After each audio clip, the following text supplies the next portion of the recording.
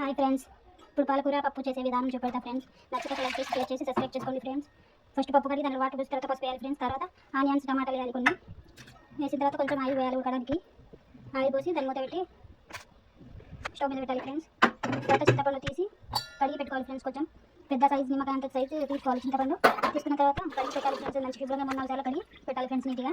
పెట్టిన తర్వాత కాసేపు ఆగి నేను ఆకు తెంపిన ఫ్రెండ్స్. పాలకూర తెంపిన ఫ్రెండ్స్. పాలకూర మొత్తం చెరువు ఇచ్చిండు ఆయన.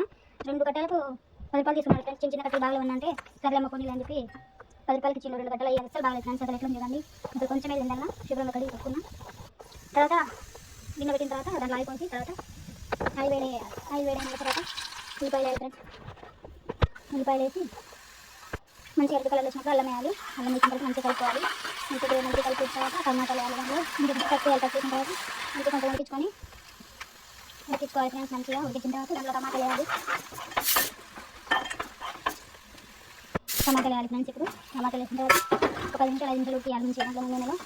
ఆ పసుపు వల్ల మొత్తం ఉడికి పట్టాలి. టమాటాలు మంచిగా పట్టించిన తర్వాత మంచిగా మెత్త ఉడకాలి. టమాటాలు ఉడికిన తర్వాత 4 సార్లు కలిపిన ఫ్రెండ్స్. 4 సార్లు కలిపి ఆ మంచి నీటి గడిగిన కదా మన తోట మంచి పాలకూర తగిన తర్వాత దాంట్లో వేయాలి. తర్వాత పప్పు ఉడకబెట్టిన ఫ్రెండ్స్.